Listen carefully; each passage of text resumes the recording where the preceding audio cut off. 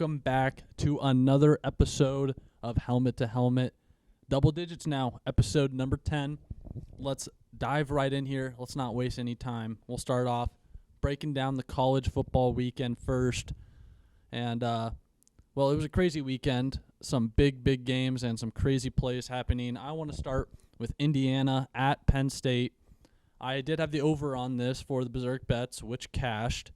And that ending of that game was crazy. It looked like Indiana was going to lose that game. They were kind of down and out of it.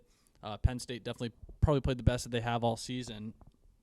But Fernando Mendoza leads a game-winning drive, and one of the craziest catches I've seen in a long time to Omar Cooper Jr. Just toe taps in the back of the end zone.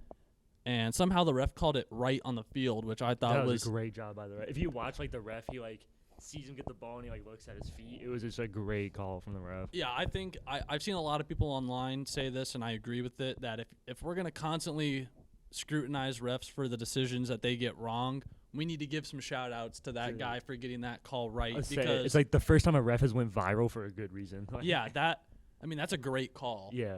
The fact that he was able to see that, I don't know how Omar Cooper gets his left foot to just hang in the air like that. Yeah. That was crazy. That was the best catch that I can remember watching happen live. Since Jackson Smith and Jigba's first touchdown at Ohio State when he gets the 1 foot barely in the end zone. It's probably even better than that because he got 2 feet down. I think That's so an NFL too.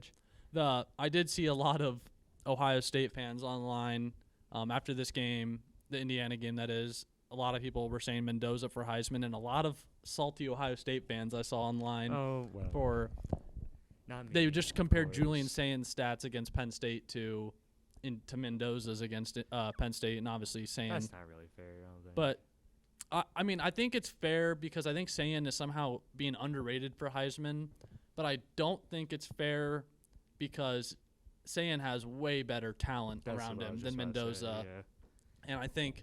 If a Buckeye wins Heisman, it should be one of the receivers, not. I mean, Saint's obviously getting the ball to the receivers. Good. He's very, very good, but he does have way more help than Mendoza does. Yeah, I mean, I think if you had Carnell Tate and Jeremiah Smith to throw to, I think most of these top 5 quarterbacks would be all-stars. Yeah. So, yeah, I mean, just shout out to the Hoosiers. I love this story. Some people are trying to say that is making them unlikable, the fact that they won that game, or the fact that all the Mendoza for Heisman stuff. Not yet. I don't think only had this is their second good year in a row. I don't think it'll happen to me. I love Curt Cignetti so much. Did you see what he said before the game? He got asked.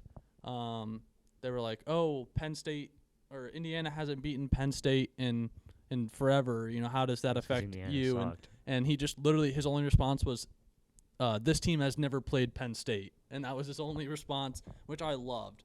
I love everything about Curt Cignetti.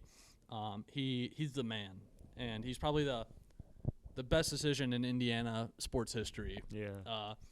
So congratulations to them. They keep going, and that Big Ten championship just looks like it's going to be the greatest game ever played.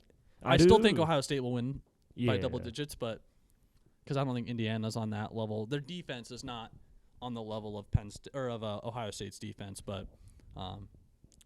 We can jump over to Ohio State. We'll let you talk about their blowout win versus the Boilermakers. The toughest competition in the world, Purdue. I want to say Indiana barely scraping by Penn State. I think that puts to rest all the Indiana should be number 1 stuff. I think Indiana should be 3. Who would be 2? A&M.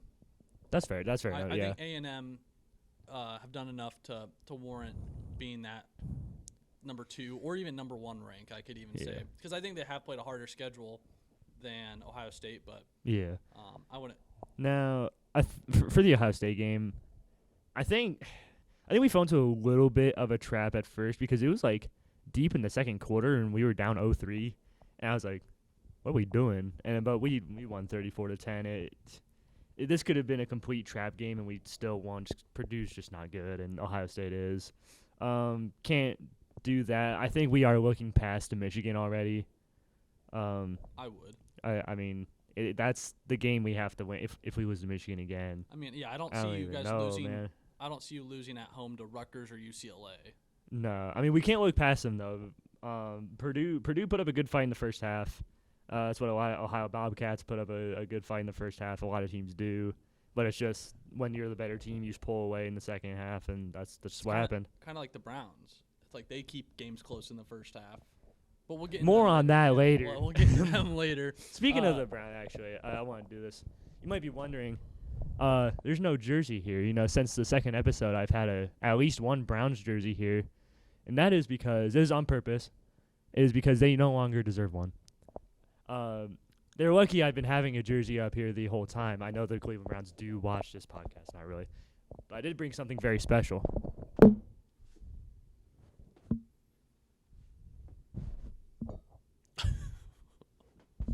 The poop. This is the Cleveland Browns. The poop. That's their decoration, probably for the rest of the year. That's good. Yeah. So sticking with college, we'll keep on going. Another game from the morning slate. Georgia, Mississippi State, which I also had in the BeZRK bets, and Georgia blew the doors off of them. I'm not going to talk too long about this game, but I do want to mention all the games I had on the bets. For sure. And I mean, I think Georgia won by 41-21. Yeah. It was bad. It was real bad. They blew the doors off Mississippi State, and I really thought Mississippi State was live in this game. I didn't think Georgia was that good going into it, but they kind of proved me wrong, and we'll definitely have to look at Georgia going forward. They play a big game this weekend versus Texas. I think they should be able to win that, but it should be a good game nonetheless. Another game I wanted to talk about, BYU, Texas Tech, and BYU. I think they're a little overrated. Yeah, they kind of got whacked. Yeah, with Morton back at QB for Texas Tech, they look like a completely different team. They honestly left a lot of points on the board, I thought. A lot of drives where they kicked field goals instead of touchdowns. This game could have been a 30-point game very easily instead of a 22-point game. So a lot of credit to Texas Tech for taking care of business. I did have BYU plus 10.5 on the bets. It ended up closing pregame at 13.5. So once I saw that, I knew I was done. Once I saw the line move up that high, I almost got back in at 13.5, but thankfully I didn't. So BYU really let me down, and it should be interesting to see what the playoff. We are recording this on Tuesday. It should be interesting to see what the committee does tonight to see how they rank BYU.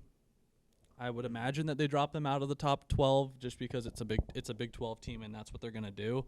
Probably. So they want as many of the Big 10 and SEC teams in there as possible. But I think Texas Tech is a serious contender. Their one loss against Arizona State was kind of fluky. Arizona State, they're very well coached, I will say. Kenny Dillingham gets all his guys to play the right way every time, so credit to them. But Texas Tech didn't have Bear Morton in that game, and I think if he would have played, they would have won that pretty much, no doubt. Any thoughts? I mean, I figured Texas Tech was gonna win. I like Texas Tech more than BYU. BYU drops to 12 on the AP poll, so we'll have to see what the committee does. I think they're gonna want as little Big 12 teams as possible. Yeah. So but BYU's probably out for now. I think Utah has a chance to jump back in, but they have two. I don't know. It's kind of like none of these. The next 2 weeks, these playoff rankings don't really matter. Yeah, it doesn't matter until it actually starts. Yeah, exactly. Another game on the BeZRK bets, Texas A&M against Missouri, and I should have slammed this game. The fact that A&M was only 6.5-point favorites, kind of disrespectful to the Aggies. Everyone knows I've kind of become an Aggie fan, and I think it's kind of because I'm a contrarian. I like all the teams that people traditionally hate. A lot of people hate Texas A&M for being a supposed cult. I kind of love them. Yeah. I kind of think it's really fun. I really want to get down to College Station and go to a game there. I know they're outrageously expensive tickets, though. But I love this A&M team. Marcel Reed is my Heisman favorite right now. And Concepcion, their wide receiver, he's insane. They're just rolling right now.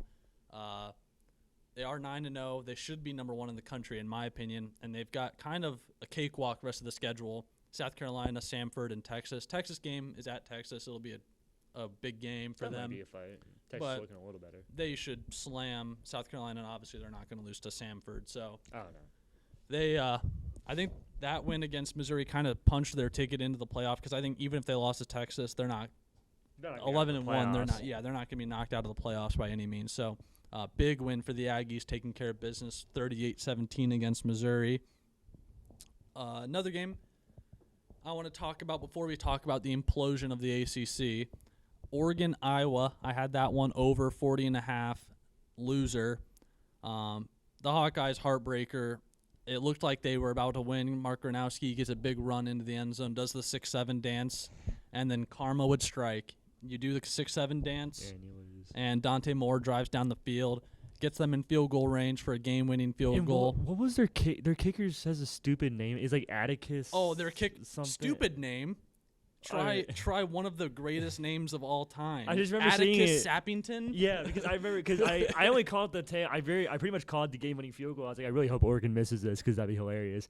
And then his name pops up. I'm like, what kind of like Odyssey, ancient Greek character am I watching kick a field goal? That is, I love that name. Atticus Sappington. Atticus Sappington feels like he should be in the Ivy League. Yeah. Like he should be Harvard's kicker. Yeah, it's Not Oregon's. Funny. But that was funny, and I guess we can get over into it now. Actually, real quickly, I do want to say that I am insane at picking the sicko games. I had Louisiana Raging Cajuns plus 2.5. I actually ended up betting them outright, and they won outright. Nice. So big win for me on that. I'm just the mid-major ball knower. I haven't been so far in college basketball, but that's a story for another day. Like I did mention briefly, the ACC just imploded over the weekend. Horrible weekend for them. They see Louisville and Virginia both take losses. To Wake Forest. Wow. And Cal, respectively. And Cal this whole year has been one of the worst offenses. JKS can't get any help from his wide receivers. They drop more passes than anybody ever. And, I mean, for Louisville to lose at home in that fashion in overtime is brutal. The game closed at 18.5-point spread. Wow. So, yeah, that is not good. And then Virginia, to only be able to score 9 points against Wake Forest, not good for them either. Miami is creeping their way back into that contention. But have you looked at the ACC conference standings? Well, I've only really looked at the ACC for Miami, and then they lost a couple, so I kind of stopped paying attention. What do we got going on? So they have essentially a 4-way tie, but almost basically a 5-way tie for first place in their conference between Georgia Tech, Virginia, Pitt, SMU, and then Duke is 4-1. The rest of them are 5-1. But Duke. So I mean, there's a world where Duke or SMU could make the playoff because they win the ACC. Bro. And I think that if that happens, that the committee will instantly, no more automatic bids. Yeah, because we saw SMU in the playoffs last year for like 5 minutes. Yeah, they got absolutely ran. Yeah, we cannot let SMU in the playoffs. No, absolutely please. not. And then the weird thing in the ACC was one of the other weird games was Clemson beating Florida State, and it's just so funny how after week 1. Everyone was like, "Oh, Florida State's back this year." Buddy. Castellanos has them going, and since beating Bama, they are 3-5, and I'm assuming that one win against Kent State and one against East Texas A&M. Oh wow! Only conference win against Wake Forest, which makes that Virginia loss even weirder. So the ACC is just a mess, and I was talking to a friend about this. The ACC, I think, will probably disband sooner than later. I can't imagine that Stanford and Cal enjoy having to fly across the country for every single game that they play. Oh, it's like the Big Ten, though. But that Big Ten, at least, like Washington, Oregon, USC, UCLA, they have 4. Like, there's 4 teams. I'm not even thinking about for football because I don't think it's that big of a deal in football. But, like, can you imagine, like, softball or swimming or track? I know. Like, all these sports that don't really garner a lot of attention, to have to fly your players out across the country for these sports. These conferences, I know Cal and Stanford are academically superpowers, so they're never going to run out of money because they have all that academic money and they have a ton of boosters. But I cannot imagine that the players enjoy doing that. I would assume it gets very old very quickly. Yeah. And if I was picking basketball, I would not pick Cal and Stanford to do well. And my friend brought this up to me, and I kind of agree with it, that there should be separate conferences for football, and that for all the other sports, maybe not basketball, but for football. Basketball's almost up there with football, yeah. Both women's and men's, I would be fine with it. But all the minor sports, they need to do like geographic. Yeah, because there's no reason why why a swimming team should have to travel across the country for a meet to be there for like a day. Yeah. I mean, it's kind of ridiculous. It doesn't make a whole lot of sense to me. It's the one thing SEC does right. Yeah, that I care about. Yeah, because the Big 12 is pretty bad too when you think about it. That they have like UCF and then both Arizona schools, West Virginia, Cincinnati. Yeah, it's just it's just like you and you and you. Yeah, but at least they have like 5 Texas teams. So I mean, you have that, and then you have like both Kansas teams. So they're better than the ACC. Big Ten was good until we got all the Western teams, but yeah, because it was all kind of like in the upper northeast. Yeah, but at least. But now we got some Cal teams. They should make it for the Big Ten where those 4 schools all play each other every year in football, for sure. Just to help with traveling and all that. Especially Washington, Oregon's a big rivalry too. Yeah, so that's cool it's every a year. huge game. Did they protect rivalries in the Big Ten? Michigan and Ohio State Didn't every team get one rivalry protected? I'm not exactly sure. I think Nebraska's is Iowa. I think maybe. I think they protected Minnesota, Wisconsin. I think I haven't heard anything that any rivalry got disbanded. And then I would assume it's like UCLA, USC. Yeah, so, and Washington, and Oregon. The Big 12 didn't protect rivalries when they expanded, and a lot of fans were upset about that because Iowa State, Kansas State was the longest.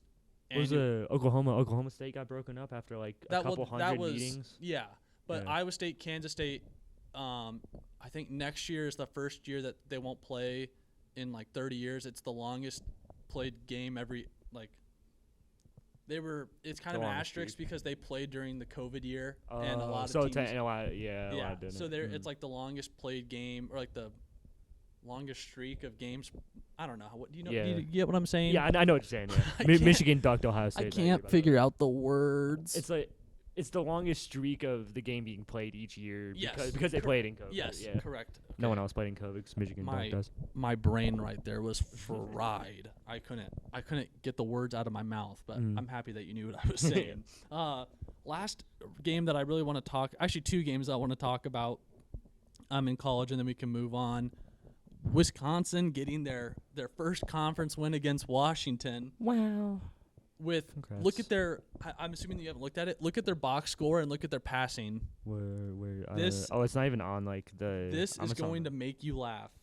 13-10. I can only imagine. So Wisconsin passing 48 yards. Oh wow. And you might look at they had four passers. They had 4 different dudes throw passes, and number 91 Sean West. 91. Yeah, punter. Fake punt. Oh my god. A fake punt was their longest. I think was their longest play. Yes, it was their longest play. Was a fake punt. They did run the ball very well. That's what Wisconsin does. And I mean, kind of crazy. Kind of crazy that Luke Fickell. They just announced that they were keeping him for next year, and all the Wisconsin fans were so like angry about it. And he gets a win, and all the fans. You go. A ranked win. Iowa hasn't won a ranked game in 4 years. Wisconsin, they said no, thank you. Yeah, I don't know what happened to one. They started the year scoring like 30-some points a game. I thought Washington was pretty good after that. I thought they competed with Ohio State the best out of any team. Yeah, they only held us like 24. Penn State played. Yeah, they played us very well. Yeah, Penn State still got some fight to see in Indiana too. I mean, I keep saying it. They have NFL caliber players. Oh yeah, it's still gonna be Penn State until at least the next head coach gets hired. Singleton's a great running back. I love. He had a great game against Indiana. But the last game I wanted to talk about was Auburn Vanderbilt. I mean, Auburn fires Hugh Freeze, rightfully so, but nothing changes. They lose a heartbreaker in overtime. They just can't. They always scored points this time though. Yeah, that's true. But Diego Pavia had a game. He had an absolute game. Huge for Vanderbilt because they needed to keep their playoff hopes. They're kind of outside looking in right now, but they definitely can change their fate if they win out Kentucky and Tennessee their last 2 games. big games for them. I think it would put them in the. Actually, I don't think it would put them in the playoff. They have 2 conference losses. Disregard that. But yeah, I just think it's funny that the minute that they fire Hugh Freeze, nothing changes. They lose a game by a single possession. And I know a lot of people that bet on them every week, and they're on the right side of the betting line every week, but they don't cover. It's so weird. I think they've had like 6 games where they have been like a half point or a point away from covering. Yeah. Which is crazy. Bad beats. Yeah, I'm trying to see if there's anything else I want to. I got a few teams I want to talk about. Yeah, I did want to mention Alabama beat LSU. I mean, what a fall from grace for that rivalry. It used to be such a good game, and I had it on a TV, and then I didn't really pay attention. Never to forget it. 2019 LSU versus Alabama. There's like 30 NFL players in that game. Like, that was a crazy game. I'll never forget the year where they played. What was it? 3 times. They played in the SEC championship. Regular season and the playoff. Yeah. And Bama won. That was the year that Bama got the win over them. But I think they had lost the other 2, which was weird. But yeah. So it's kind of all I've got for college football. I should go. Never mind. I got a few things. Ole Miss versus the Citadel, just as bad as I predicted. 49-0. That's like abuse or something. Another one, James Madison moving to the FBS. They are ranked for the first time as an FBS team. Yeah. In the AP AP poll. They're going 24. to probably be the mid-major team that the playoff has in that spot, because Memphis lost on Friday night. So huge for the Dukes. So yeah, congrats, James Madison. Yeah, I like James Madison. Unfortunate for Marshall in that game. It was a lot closer than it probably should have been. But the Dukes, they keep rolling. I do want to mention, I forgot to mention them, Iowa State, against all odds, with 6 walk-ons on defense playing because of how injured they were. Injuries, yeah. Doesn't matter. Trey Bell, you are my king. I love you so much, Trey Bell. You saved my life. Cornerback for Iowa State. He put the team on his back. I made this little image. Literally just Trey Bell. I mean, him and Aiden Flora. Aiden Flora had a punt return touchdown, which was the first good special teams play Iowa State's had since their last punt return touchdown in 2019 against Kansas. We usually are the worst special teams on the planet. We lose heartbreakers because of special teams. So was happy to see that happen.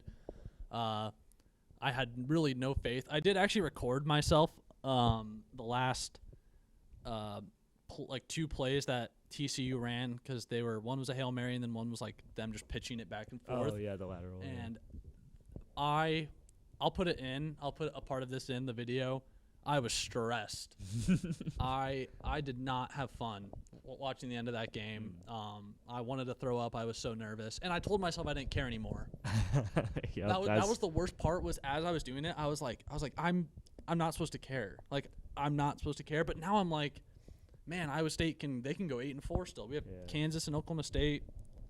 That's me with this godforsaken team right there. I know it's so hard to just like accept defeat. Yeah, minus the Pacers, because the Pacers are intentionally tanking. Halliburton's already hurt. Yeah. But I mean, obviously, it's way different in college because you can't tank.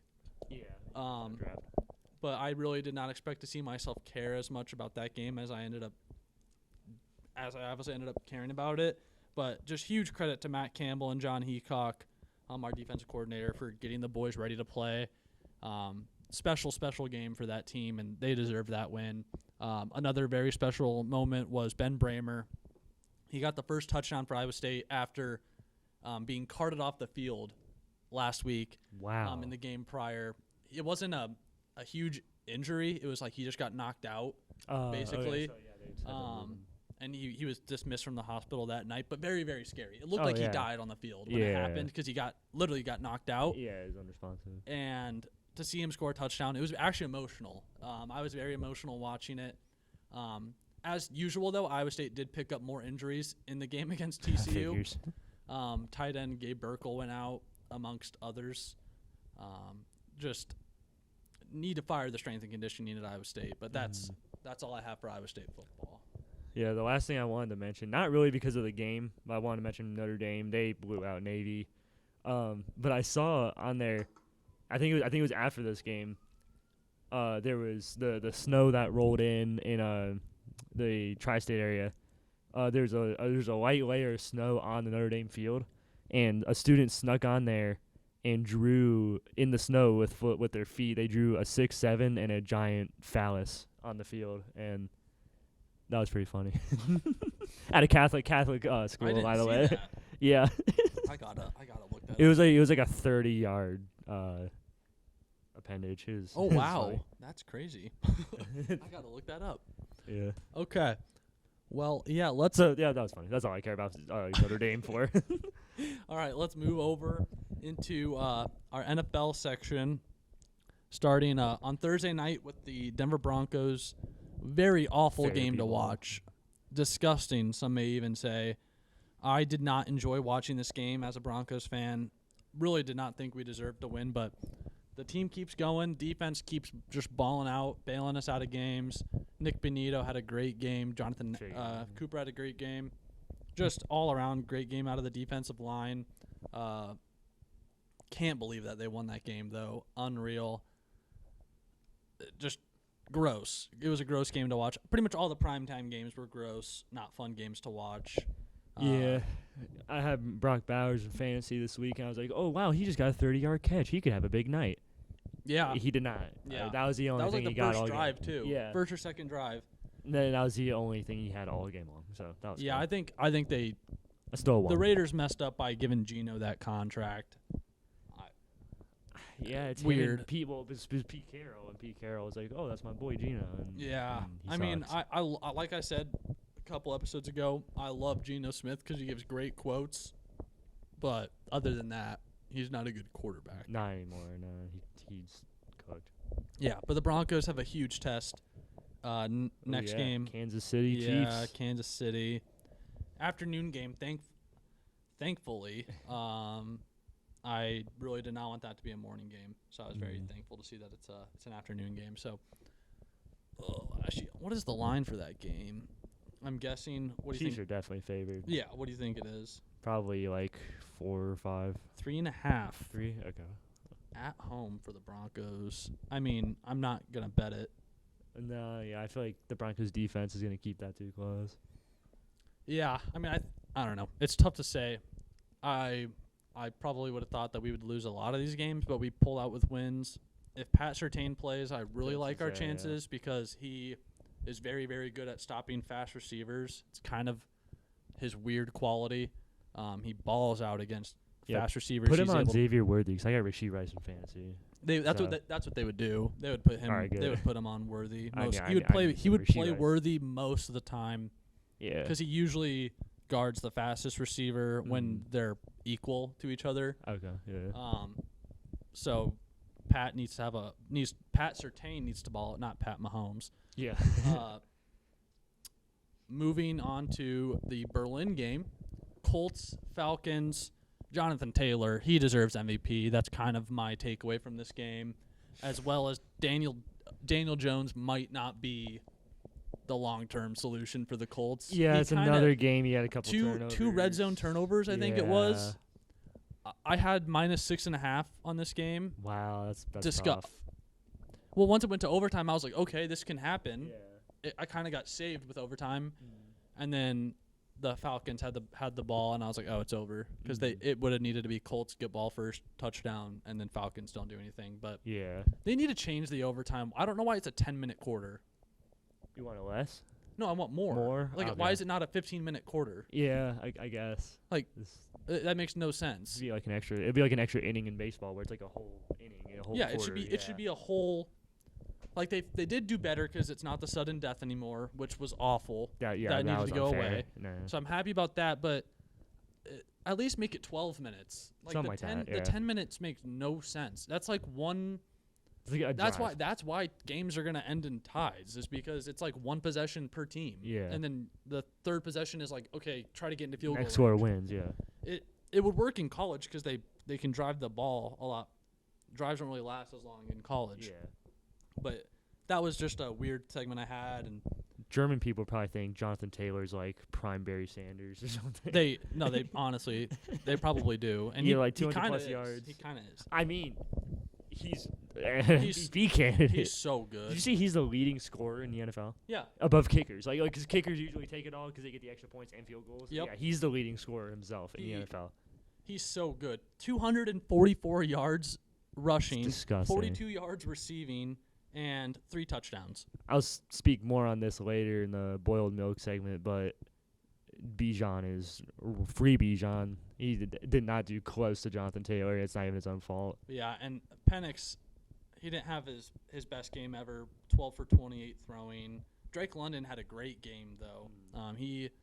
He's very London very did good. Moss Sauce Gardner on a play. He did. Yeah.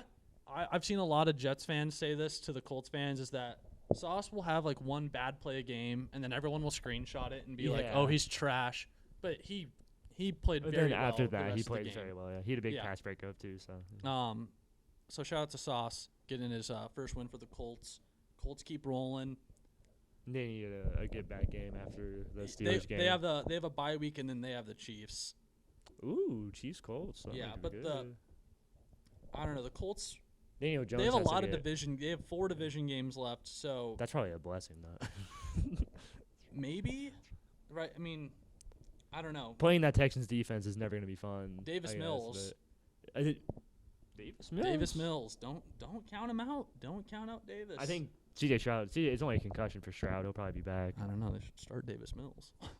C.J. Stroud's still on his I rookie did- deal, so it's not like you have to start a highly paid quarterback. You We- could just go to Davis Mills. We can jump to that game next. Yeah, sure. Texans Jaguars. I did predict this correctly, I did not. and I almost had it. with the knowledge that Davis Mills was playing, I thought Davis Mills sucked, so I was like, I'm going and then he had Jaguars. that rushing touchdown too. At the very end, I was like, Man. oh, I just lost that pick. I Damn. love Davis Mills. He's a rare He's scenario long, man. where a team drafts a quarterback and then he just stays there to be their backup. Mhm. It's kind of usually it's That's what like Dylan Gabriel's going to do. usually they Hopefully leave not, actually. and then become a backup somewhere else, Like Zach Mac Wilson. Jones. Mac Jones, Zach Wilson. Zach Wilson. Like, I mean, literally every backup in the NFL, basically. Yeah. Or it's rare that you have a quarterback who you started, benched, and then he stays there. Mm. But shout out to Davis Mills. He waited for his Humble opportunity and king. came up big for the Texans as they get a big win against a division opponent.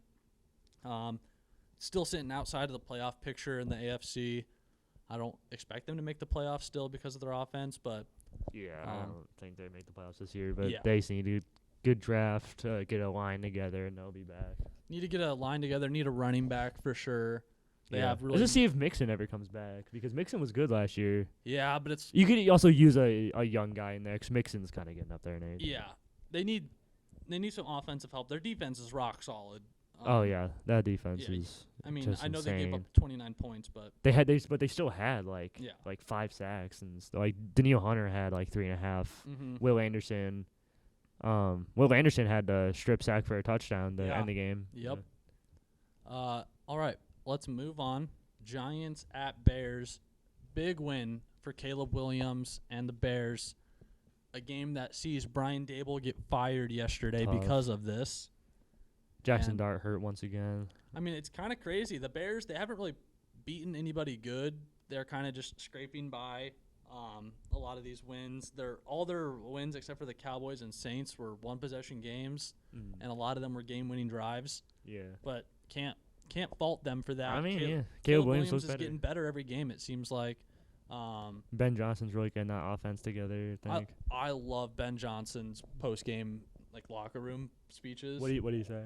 I didn't see it. he- It's just like a He just rah, gets rah. hype. Okay, He just has so much energy. Mm. And shout out to the Bears for picking up C.J. Gardner-Johnson. He made some huge plays for them. Had 2 sacks as a corner, Wow. and he's also playing a bit of safety. Just really doing whatever the team needs him to, and that's a first. so that's very good for him. I was happy for that to happen to him. Yeah, I was scared for my picks. I did pick the Bears, and then I saw Russell Wilson taking the field, and I was like, my pick is secure. I think that not only did Dable get fired, but he should be looked into criminally because that's He's the twice. gamble. He's gambling. Well, twice now he just didn't let Jackson Dart get evaluated. 'Cause Yeah. he kind of tried to pull him out of that scenario too. Jackson, you're obviously. going back in, Jackson. But I also don't understand why put in Russ instead of Jameis. Like, Yeah, why are you know Russell Wilson sucks. Why are you withholding Cheeks. us from Jameis play? Yeah. Like, that's My phone all. just fell out of my pocket. That's all I want in life is for more Jameis Winston football, and we're getting it taken away from us. Yeah, you know Jameis Winston, for his first play, he'd check out of the run play, and he heaved that thing into the end zone. That would have been amazing. I really want Jameis to play. I don't like Russell Wilson. The Browns could sure use a guy like Jameis Winston. As a Wow. as a Broncos fan, it's hard to like Russell Wilson. Yeah, for all that. If I'm going to support Sean Payton, I can't support Russell Wilson. True. And Russell Wilson beat the Broncos in the Super Bowl too, so it's kind of like. And then he kind of tanked us while he was our quarterback. Russell Wilson just really hates the Broncos. Yeah, I mean, hey, shout out to Russell Wilson for being a Seahawk for life, I guess. He just wanted to make sure the Broncos never did well. Yeah. So shout out to Russell Wilson for that. And then he came after. Anyway, that's all old news. But yeah, we'll move on. Bills, Dolphins. What in the world happened? Yeah, what in the world is going on? The fact they were getting shut out until the fourth quarter. That can't happen. No, because what's going on is that the Bills, they don't want Josh Allen doing the whole rushing as much as he did just to protect him, make sure he stays healthy, which is cool and all. But if James Cook starts to get stuffed like he did in this game, you need something. And if your whole running game is stuffed, you need to have a good passing game. And Josh Allen is great, but the best wide receiver is Khalil Shakir. Like, Keon Coleman is not doing like anything outside of week 1. I think he did have a touchdown this game though. He did. But he's not developing in the right way. They employ Elijah Moore. That's all you need to say. That dude sucks. And yeah, so if you don't have good wide receivers to pass catch from Josh Allen and your running game gets stuff, that's how you get shut out until the fourth quarter by the Dolphins. And Tua didn't even play well. Like not really. Two picks, 2 touchdowns. I mean, played better than he has in some games, but it was really Devon Achane carried this team. 22 rushes for 174 yards with 2 tutties, 59-yard long. That's also been the story of the Bills' defense. They cannot stop the run. That was the last time Bijan really went off was against the Bills. I mean, they can't stop it. If we can get into this game next, but if I'm the Patriots, I'm on cloud 9 right now, yeah, knowing that they've already got a win over the Bills this season too. Yeah. So yeah. And they're eight comfortably and above 2 them. now. 8-2 Yeah. versus the Bills being 6-3. Kind of depends on what the Bills do with whenever the Patriots have a bye week, but True. The AFC shakedown is getting weird. Yeah, so we can get into Patriots Bucks. I picked the game right this time. Yeah. I did not. I really thought the Bucks were going to get it done at home. I was hoping for a Baker magic moment, but it never came. The score makes it look like it was a lot closer than it really was. Patriots felt pretty good all game, I think. Yeah, it never really felt as close. Tez Johnson had a good game. Really, they just couldn't really stop Drake May or the run. Travion Henderson had his breakout game. Huge game. I know that you're probably a little happy about that at least. Yeah, so this is what happened was in one of my fantasy leagues, I had one of my 3, yeah. So I started the year without either Stevenson or Henderson, and then just as it went on, I think I picked up Travion Henderson earlier in the season, but Mike Vrabel wasn't giving him the ball, so I dropped him, and I got Ramondre Stevenson, and Ramondre Stevenson gets hurt, so I go back and get Henderson again, and I played him last week, and he did very well, but I didn't know Ramondre Stevenson wasn't playing until it was too late anyway, so I sat both of them, so I had 28 points on my bench from Travion Henderson. But this is what I said. I said this weeks ago when we were in the other studio, Mike Vrabel, get Henderson the ball. And look what happens. He has a career day breakout game. Yeah, Drake May, he's looking good. That's about all I can say for him. He looks like the real deal, which is awful as a Broncos fan to know that the Patriots have another just A-plus quarterback for the next 10 years minimum. So that's going to be a tough pill to swallow for me. But gosh, I want to play the Patriots so badly as a Broncos fan. I think we can shut them down. So people are saying the Broncos, Colts, and Patriots are on top of the AFC. Welcome back 2010s football. Yeah, it's like the good old days. Yeah. I feel right at home with these playing against these teams. And the Raiders are bad again. I mean, The Browns are bad always. Life is full sure is circle. good. Life always comes around. But yeah, so like I said, I did have the Bucks in that game. Big L for Steelers me. Trash. Next game, we'll do your game last. Thank God. Ravens Vikings. The Ravens are back. Yes, Lamar's here. I picked the Vikings on this one. They did let me down. Shocker. Yeah, I can't pick against Lamar Jackson. I was so angry. I had Derrick Henry anytime touchdown, and then they gave it to Justice Hill. I'll talk about Derrick that Henry later. is having a weird year. Like, he just can't find the end zone at the end of drives. I think it's been 3 straight weeks where he hasn't scored, which is rare for Derrick Henry. But they're shoving in Justice Hill, so it's not really all his fault either. But they try. I watched the whole game. They had every time that they were like first and goal, they would give it to him like 2 times, and he'd get stuffed. Right? Yeah, I don't know. I mean, great scheme for the Vikings. They definitely obviously prepared. Their for defense that. is also their their defense defense is really and they're very well coached. I can't really figure out, other than it being McCarthy, like I don't know what makes this Vikings team not good. Like they should be a lot better than this on paper. They have a good receiving core. Aaron Jones is a serviceable running back. Jordan Mason for the duo is also good. Yeah, I mean it's just weird. I think it is. It's gotta. J.J. I mean, McCarthy. I think they definitely messed up with that whole McCarthy scenario. And the Carson Wentz games have kind of put them in a bit of a hole, and they're in a tough division.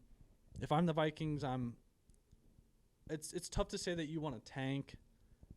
That's a hard thing for a fan base to kind of comprehend, especially when you're the Vikings and you've been a playoff team numerous years in a row, and you don't really want to upset Justin Jefferson because you don't want to give him any incentive to have different thoughts about wanting to leave. I think they could get Send rid him right of over to Addison Cleveland. or Naylor, and I think that they'd be fine. But yeah, I mean Justin Jefferson got shut down that game. Well, you heard what J.J. McCarthy said after last week, after they beat the Lions. Number 9. Yeah, he said some corny crap like, "Oh, just number 9 comes out." I guess 9 was AWOL. He's all. It's only when they said win. my thing about J.J. Only when they win is number 9. Yeah. Otherwise, that was just JJ. Just go watch the last couple episodes if you want my thoughts on J.J. McCarthy. Yeah. I'm not gonna reiterate that whole thing. All right. Yeah, I don't really have a whole lot else on this Ravens Vikings game. The only thing I will say though is, I think the Ravens are gonna win the AFC North. I wouldn't be surprised. They're only a game back. Yeah, I mean the Steelers can't. They're so inconsistent, and obviously the Bengals and Browns have their own problems. It's hard to pick against Lamar. It really is with that offense, and their defense is getting healthier. Their defense played really well in this game. So, well, you know who the Ravens play next?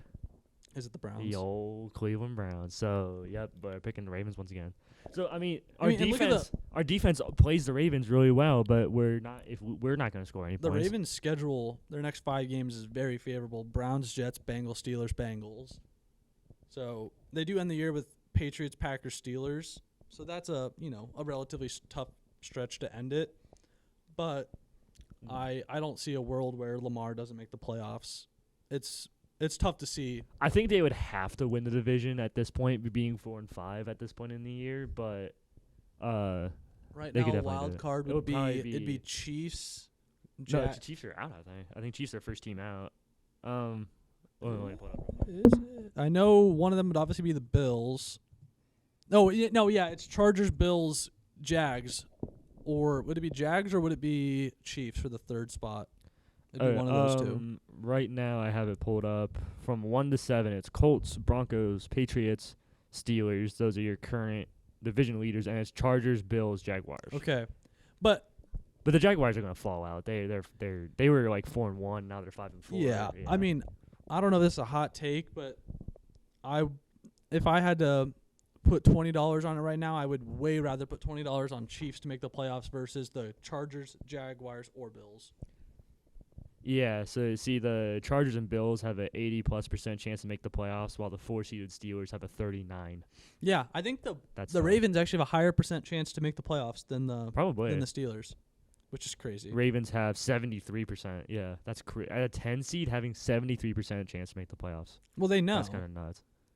Looking back at it, that win that the Ravens got against the Bears was huge. Oh yeah. Without Lamar getting to win one of those games without him was very, very helpful to them. Yeah, that was probably the biggest one. They kind of kept themselves out of a hole. Mm-hmm. Yeah, I don't have any more thoughts on that game. I'll briefly go over the Saints-Panthers game. The Panthers are now, I believe, 0-18. The last 18 times that they've been favored in a game, outright. That is tough. I think it's. Let me double check that stat, but I think the Panthers need to rename themselves to the Fighting Rico Dowdles because that's their entire team is Rico Dowdle. Yeah, Rico. I mean, he's he's nice, great, though. But when Rico gets stuffed, so Rico went 18 attempts for only 53 yards, had a touchdown. So not what they needed, only barely under 3 yards per carry. But Bryce Young is 17 for 25 for $124 and a pick against the Saints. Bryce Young is not it. I'm out on Bryce Young. I'm not out on Bryce Young. They don't have a good. He doesn't have help. Tedero McMillan had 5 catches for 60 yards. He's obviously going to be very good. Correction. They are 0-11 as favorites, straight up and against the spread as favorites since September of 2021. This is disgusting. Yeah, I think I was off on the 0-18. I'd have to see. We could revisit it if the Panthers finally get like a good receiving core and O-line for him. But for now, I'm gonna be out on Bryce Young. I kind of just love Bryce Young's, his personality. I mean, he's a good guy and all, but I just don't think he can play football. Yeah. Also, the Saints should get Jameis back. I can't watch this 26-year-old rookie. 26-year-old. Is he? He's 26, right? I think so. Yeah. Yeah. He's born in the 90s. I think he's the last draft pick going to be born in the 90s. 26, born in 1999. That's ridiculous. I remember the Broncos drafted Bo Nix. I was like, why did they draft such an old quarterback? Yeah. And then boom, Tyler Shuck. Yeah. His name sucks to pronounce too. Yeah. I didn't even think he was that good at Louisville. Anyway, it's finally time to talk about it. Browns at Jets. I'll go quickly before you. There's a reason why I'm wearing my Iowa State hat today, and not to troll Luke, but a part of it was because of how great the New York Cyclones played. Will McDonald, 4 sacks. Breece Hall, big touchdown, 48-yard receiving touchdown. And then Kenny Nwangu, kick return touchdown. So I was very happy to see that for my Iowa State Cyclones, but I was watching the game and I was very sad for you. I felt bad. I did feel bad, genuinely. Justin Fields has 1 passing yard in the first half, and you go into halftime down 17 to 14. He only ended with 54. 1 passing one was yard. on And all of them was on that big pass to Breece Hall. The 42-yard touchdown to Breece. 1 yard, and you're going to be down. And Garrett Wilson's out for, I think he's supposed to miss 3 weeks. What are we doing? Okay. So if there wasn't a whole school going on behind us, I would get more passionate, but I'm going to keep it down. So like I said, you're down 17 to 14 after giving up a single passing yard. That falls so what happened? It was a punt return touchdown and a kickoff return touchdown.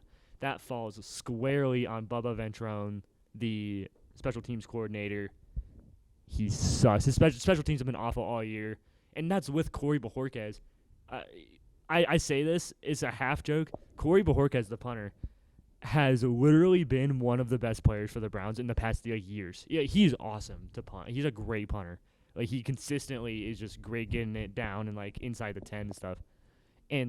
But the special teams coverage is just awful that you give up 2 touchdowns. And guess what? We only lost by 7 points.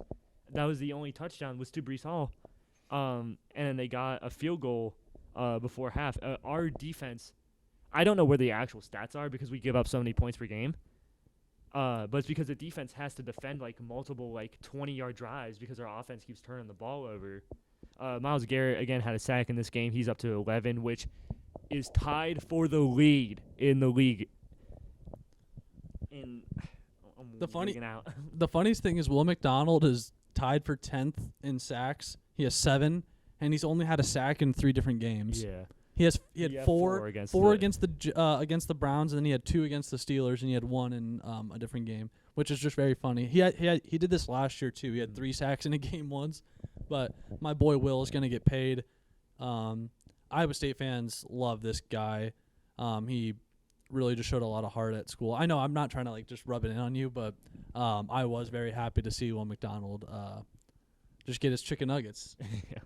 He got a little kid's meal, 4-piece chicken nugget for McDonald.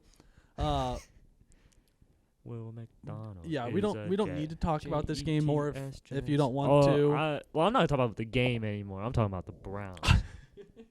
So Bubba Ventrone he should be gone. He sucks. Now DePodesta. So this is the 100th loss since the hiring of DePodesta in 2016. DePodesta. Now, technically, he wasn't there for this game, but his record overseeing the Browns was 55-99-1. He also orchestrated the Hugh Jackson god-awful. Hugh Jackson has a date on the calendar because he went 1-31, so January 31st is Hugh Jackson Day. I remember that. And he also gave Deshaun Watson his contract. He oversaw that. Yeah, that was kind of a Haslam. But here's the thing. I think Jimmy Haslam had a man crush on DePodesta. I think everything Haslam forced the team to do was on Depot. That's what I'm saying. It was his. Yeah, it was his. So Depot is gone. So that'll help us in the future. Do you think DePodesta actually left because he wanted to take the Rockies job? Or do you think he left because he was going to get fired? I don't think Haslam would ever have fired him. Haslam just was amazed. Do you think he with just missed him. baseball? I think Depot will be good as a baseball guy. I think that's where he belongs. I mean, he shouldn't have been in the NFL. I kind of decided. So I'm like, I've liked numerous different teams throughout my life in the MLB because I'm not. Up until a couple of years ago, I didn't really watch the MLB. So I've decided officially that I will not pick a team in the MLB, and I can just watch it as a fan in general. That's cool. Yeah. But as a Denver sports fan for football and hockey, I was happy and sad to see the Rockies do that because, one, I mean, it's like they need something, and to have the Moneyball guy be your GM is not bad, but they have the worst owners in the MLB who don't spend money, so it's he's going to do a horrible job there. That whole Moneyball thing is kind of a myth too. They had a Cy Young pitcher on that team, but they never mention it in the movie. Of course. So, but I mean, congratulations to the Browns for magically getting out of that. Yeah, thank gosh, because I don't think it ever would have happened if he didn't. Probably not. Yeah. If he stayed through all up until this year was not going to be the nail in the coffin. No. Yeah. So Depot's already gone. That's probably the hardest part. I'm glad that's over. I've said my piece on the special teams. They've been awful with one of the best punters in the league. Now, this game, I think, was the second time I've ever been legitimately angry at my sports teams. The first time being Ohio State's choke job to Michigan last year. Because when I watch sports, I don't get angry. I get disappointed. I'm like, especially with the Browns losing so much, I'm used to it. I was like, oh man, that really sucks. But it's just sports. It doesn't affect my life. But this made me angry. I was mad.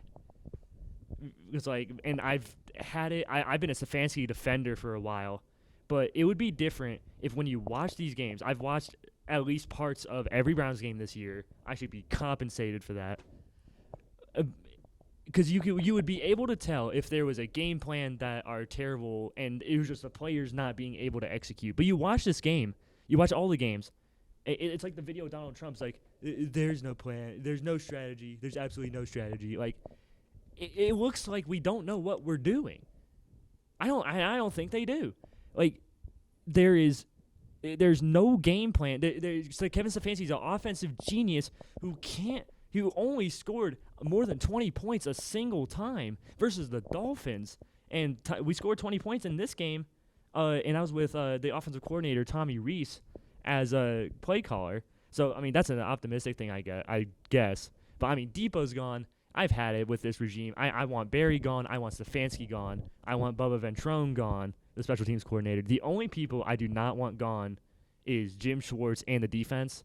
But unfortunately, if we get rid of everyone above him, Schwartz will probably be gone. But I think we can hire another good defensive coordinator. I don't think it'll be impossible. We have talent. You've got the on roster to make it. Yeah, we have talent on the defense. Yeah, for sure. We need. I mean, losing to the Jets, it doesn't even feel like we're tanking. That's what my dad said is like a sophisticated tank. It doesn't even. When I watch this game, I think we should just take a quote from Cam Ward. We ass. I think we're just ass. We ass. Like, it doesn't even feel like we're trying to lose. It feels like we're trying our hardest to win. But Njoku might be gone since we have Fannin, and Njoku's got a big contract. I'd like to keep Njoku. I like Njoku and Fannin. Quinshon Judkins and Dylan Sampson are very good. But other than that, we need to shore up the offensive line. We need wide receiver help. We need a quarterback. If we can get that and our defense stays elite, I'm done. I'm probably not going to watch any more Browns games this year. Fire everybody. I've had it. Please just restart. You're going to watch more Browns games. I mean, I'll maybe watch the Titans game. But, like, here's the thing. On top of the Browns just being – because there's two types of bad teams. There's, like, the Lions, like Dan Campbell's first year. They went, like, 3-13.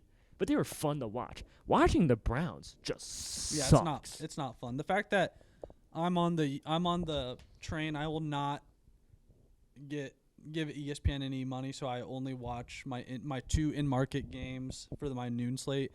And the fact that my choices were watching the Browns-Jets game or watching J.J. McCarthy try to compete with Lamar Jackson, it was brutal. I'm not going to lie. It was brutal to watch. But watching Will McDonald, I would really only watch when the Browns were on offense because watching that Jets offense is so atrocious. But yeah, I mean, the special teams, you can't give up 2 return touchdowns in the same game. Yeah. It was the first time since 2002 that's happened. That figures. I mean, that means that like Devin Hester wasn't even. That was before Devin Hester's prime. That stuff like that was happening. Yeah, and we can't even be like, oh, well, the Bengals lost to the Jets too, haha. Well, they played against Sauce Gardner and Quinnen Williams, who got traded before this game. Yes. And both teams, we came off a bye. Both teams coming off a bye, so it was kind of equal advantage there. But like I said, and next year it's the last one, but it's an $80 million dead cap hit. Yeah, but on I Deshaun told Watson. you. It's not even dead cap. Deshaun Watson's still on the roster. Why is he still here? I don't care. He's probably better than Dylan Gabriel, but he should be gone because he sucks. I told you He's a though. rapist. After next year, you're gonna be okay. Like next year's gonna be bad, and then he's gone, and you can start actually rebuild. It's hard. You can't rebuild with this financial cap. With that contract on your books, you can't rebuild. So the Deshaun Watson cap hit next year, it's also going to suck. Maybe we can draft and have some young talent on offense so we're not god-awful to watch. But here's another thing is that Stefanski and Barry might not be gone because there might be an agreement that since the Deshaun Watson thing, Jimmy Haslam came out and said that the Deshaun Watson thing was he forced it on the franchise basically. So it wasn't Stefanski or Barry's fault. So there might be like an agreement that, hey, until we recover from this Deshaun Watson thing, your jobs are safe, which I would not like. I want them gone. Fire everybody. I've had it. All right, I'm done. Okay, let's move on to the afternoon games. We'll start with Cardinals Seahawks. I mean, what a weird game. Sam Darnold only throws the ball 12 times. Only completed 10 passes, and they win by 22. Yeah, shout out to Marcus Lawrence, 2 defensive touchdowns. Also, very weird that 2 games in the afternoon slate ended 44-22. I thought that was a weird stat. But yeah, it's obviously Jacoby's going to start the rest of the year for the Cardinals, and he honestly doesn't even look that bad. He looks more competitive than Kyler. Yeah. And I mean, Black Ops 7's coming out, so Kyler's gone once that starts. I'm sorry, I'm being so relaxed, like chilled back right now. I had a great weekend of sports, and so I can't get passionate right now. I'm trying my best, but yeah, the Seahawks team, they're legit. A win like that where you don't need your quarterback to play well. I mean, he didn't play bad, I guess, but you don't need your quarterback to be balling out, throwing for 250 yards plus. He just did simple work, and their defense kind of took care of business where they needed to. Lots of turnovers for the Cardinals. Fumbles. I mean, fumbles are going to be killers. Sam Darnold also had some turnovers. I've heard some concern because Sam Darnold had 3 turnovers in this game, but I think it was just because they were playing like too loose. safe. Yeah, and they like didn't like they weren't like trying to be competitive because they were already up so Yeah. much. The NFC West is weird. I mean, the fact that they've got 3 teams all kind of in the mix, and I don't really think people expected that. But yeah, I mean, 21 points in the first quarter for the Seahawks. The game was over by the end of the first quarter. Everyone knew. So I think this is Jackson Smith and Jigba's first non-100-yard game. He only had 93. yeah, He still remains on pace for almost 2,000 yards. he's the best so, yeah. wide receiver in the league He's probably this year. It's him or Jonathan Taylor will probably take his offensive player of the year, but Jonathan Taylor should win MVP. yeah. Forget- If Jonathan Taylor wins MVP, Smith and Jigba should I'm get so offensive player tired of the year. MVP award just being the best just being like the quarterback who has the best stats in a year. Yeah. Because if that's you're dumb. talking about what player adds the most value to their team, It's it's Jonathan Taylor, without a doubt. Matthew Stafford is up there with him, and that is it. Well, yeah, we'll get into that. We'll jump into that. Rams 49ers. Matthew Stafford is insane. Yeah. He's having the best year in the NFL for quarterbacks by a long shot. Mac Jones actually didn't even play bad. I mean, if you look at all things considered, did not have a bad game, and the 49ers are just so banged up everywhere that the fact that they're even in some of these games is kind of insane to me. Yeah. It's kind of why I said this in predictions. Like, the 49ers are just so injured. They're very well coached, but when they play against contending they're still teams. frisky. Yeah, Like- when they play against contending teams, their injuries catch up with them, but they could still beat worse teams. Yeah, and I think Brock is scheduled to come back in a couple weeks or maybe even this next game. Not that he's not even like the player that they really need back They though. need wide receivers. Yeah, they need And defense. and the defense. Their whole defense. That's the real problem is that their whole defense is basically hurt. They show that they can play with if you have just CMC and Kittle, it's good enough. Yeah. You don't really need Ayuk. But yeah, I mean, just huge shout outs to Matt Stafford. He can throw to anybody. And I would love to see Matt Stafford get an MVP. If they are going to give it to a quarterback, give it to him. I would like see Stafford get it. Yeah. I don't want to see another Lamar, Josh Allen, Pat Mahomes. No, I don't want to see Mahomes. Which of these? Stafford or if the Buccaneers get back on the horse, so Baker Mayfield. Yes, but I think he's kind of out of it now. Yeah, they've kind of couple bad games, and they've been injured too. Yeah. On offense, so that kind of is putting him out of it. But yeah, Matt Stafford, he's my player of the week, besides Jonathan Taylor. Which is the last 4 games, he's got 18 touchdowns, no picks, something like that. He's just going had crazy. 4 touchdowns in this game. Yeah. They protect him really well. One of your favorite players, Blake Corum, had a pretty good game rushing the ball as well. Hey, Blake Corum.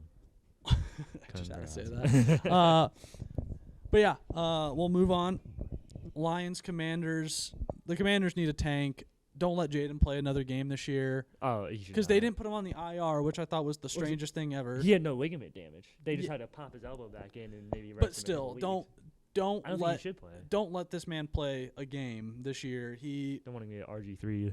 Yeah, you do. Yeah, they should have learned. Yeah, they should learn from RG3 that a quarterback is too valuable and how far it can set you back can be drastic. An entire decade. That's literally. Took him a decade to get back to the playoffs. So. Yeah, I really don't have a whole lot on this game. I turned it off at about half. Knew it was over. Jared Goff, he's having a very good year too. Finally, I think Jahmyr Gibbs is the story of that game. Yeah, Jahmyr Gibbs went off. Jameson Williams had a great game. You're playing against this Commanders team right now. I think is a top 3 worst team in the NFL. I think without Daniels, without Jaden, without. Debo did Debo? Yeah, Debo played. Terry didn't play. Yeah. And their defense is so old. They're gonna give up 30+ points probably every game. I think I saw a stat that they lost. They were the first team since the Steelers in 1965 to lose 3 consecutive games by 21 points or more. Which is not sorry. Someone was honking outside. If you heard that, I don't know. Yeah, 3 games by 21 or more since 1965. Wow. I feel like that would have happened more specifically. You'd think it would, but it's the NFL, so games are close. 21 points in the NFL is not losing by 20 points in the NFL is bad. Yeah. But we move into the Sunday Night Football snooze fest. Oh man. Steelers horrible performance by the Steelers offense. I picked the Steelers. So did I. They're like, oh, this is going to be a glorified Steelers home game, and it's a game they shouldn't win, so they're gonna. I mean, it was a glorified Steelers home game. Yeah, still, that part did not change. Aaron Rodgers had like a really bad game, like 100-some yards and 2 picks. I mean, they just never looked like they were in it. Probably Rodgers' worst game of the year, and their offense is just so boring to watch. A safety, which is you don't see NFL safeties a whole lot, so that was always fun. I turned on the game and it was 3-2, and I'm like, "What sport am I watching?" Would have been a great. That would have been so fun. He's like, "What's a soccer match am I watching right now?" Yeah, honestly. I don't really have a whole lot on this game. Steelers suck and made me happy. Yeah, I was very happy I did not watch this whole game. But this is what opens the door for the Ravens to come sneaking back in. Yeah, the Ravens were Steelers do crap like this. Pumping their fists watching that game. Yeah. Another absolute snooze fest primetime game. Exact same score as the Broncos Raiders. We have Eagles Packers. Thank you ESPN for not allowing me to watch this game. Honestly, I was quite thankful I did not have to watch this game. I mean, not really a whole lot to highlight here. Just kind of a mid game. It was 0-0 deep into the third. Yes. It was just awful. Yeah, it was. And then the Packers missed a game-tying 64-yard field goal. Blocked or he just missed? I think he just missed. Yeah, Brandon McManus kind of sucks. I'm not a Packers fan by any means. Neither am I, really. Yeah, I don't really have a whole lot on this game. It was very boring to watch. I did watch some highlights that I was seeing get posted on on X, the Everything app. Yeah, not a whole lot for me in this game. Some breaking news though. Wait, did we already mention that Brian Dable got fired? We did. Oh, we did. Okay, never mind. Who took over? It was not anybody that they're gonna keep. No. Yeah, I mean I don't remember who it was. They're tanking. I don't hate the Giants' future though. They've got their quarterback, running back, receiver trio. I think they need to get another reliable running back to duo with so that you don't kill Cam Scatterboo in 3 seasons. I don't think Tyrone Tracy is horrible. No, he's not bad, but he kind of got benched for Scatterboo. I think you need to get a good head coach. You need to get your O-line together and the defensive secondary. You're probably going to trade one of the D-line guys. It would probably be Thibodeau. Thibodeau's probably gone. Yeah, they won't trade Dexter Lawrence. But if you keep Dexter Lawrence, Brian Burns specifically, and then you got Abdul Carter on a rookie contract. I don't know if Brian Burns wants to stay though. He's got 11 sacks. I know, but he gets he looks like the most visibly frustrated. Probably because he's playing so well and the team is losing, kind of like Myles Garrett, who also has been visibly frustrated this year. Yes, very true. But I think that is going to do it for our NFL recap. Let's jump over to Boils My Milk. Boils My Milk, another episode, another rendition of it. I'll start us off. I don't really have anything that super irritated me from the weekend. As I've said numerous times, I had a great weekend of sports for my teams. One thing I did just want to point out, though, is dumb NBA fans, specifically dumb Milwaukee Bucks fans, who do not understand the concept of tanking. I understand that your team has been privileged to make the playoffs every year, basically since Giannis has gotten good. So congratulations on that. But they're trying to troll Pacers fans when we're losing games, when I don't want the Pacers to win games at all. I mean, seriously, if the Pacers ended with 20 wins, I would love that. That would be ideal scenario. Just get the highest pick possible. I mean, I'm watching every Kansas and BYU game just to scout our potential number 1 picks. Just a weird fan base the Milwaukee Bucks are. Yeah, I don't. I mean, even that doesn't really irritate me that much, but yeah, I don't really have a whole lot that bothered me from the weekend. Yeah, well, that's gonna do it for me. Y'all saw my rant about the Browns. That wasn't even my boils my milk. You can only imagine what is coming.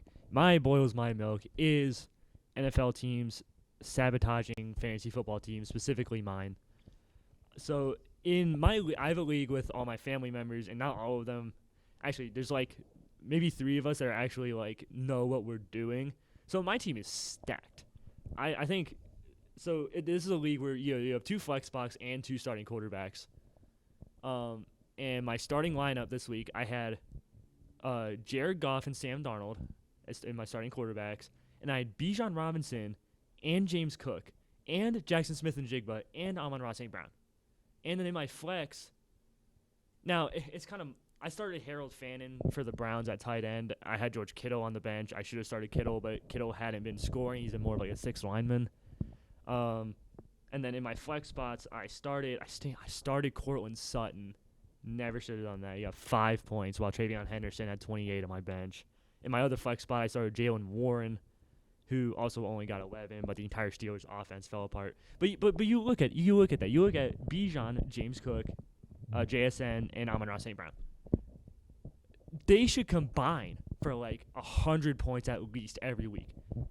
But no. You can't do that. Raheem Morris has to shove in Tyler Algier 2 times into the end zone for fun, I guess. And James Cook, so Jahmyr Gibbs and Jonathan Taylor had great weekends, obviously. But I don't have them in this league. They combined for 20. That's 2 of the best running backs in the league combining for 20 points. JSN pulled his weight. He had 20, even though Sam Darnold only got 7. We talked about what he did. I think Jared Goff had a mid-game. Amon-Ra St. Brown had like 16, which wasn't his best game, but it's not terrible either.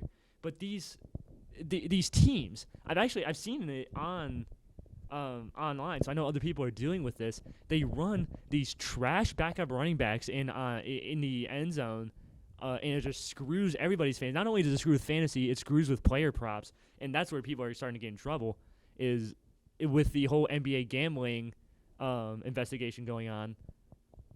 People are saying that NFL coaches are in on this, and that Vegas or whoever or the NFL is screwing with people's fantasy teams via screwing with prop lines, trying to sabotage people to make money off of player props, and that just translates to fantasy teams as well.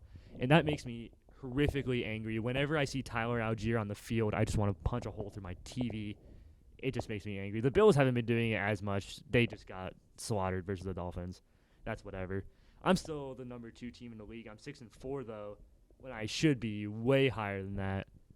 I made some start-sit mistakes, but everybody does. I have like an 86% start-sit accuracy in that league, so that's pretty good. But I could be doing a lot better. But I'm gonna make the playoffs, and I'll keep updating, I guess, if you really care. But that boils my milk. Backup running backs. All right. Well, that is going to do it for us today. Thank you all for watching. Remember to like and subscribe. Otherwise, Brian Kelly will be your head coach, and we'll try to we'll try to sue you after you fire him while he is a bad coach. So that is going to do it. Take care, guys.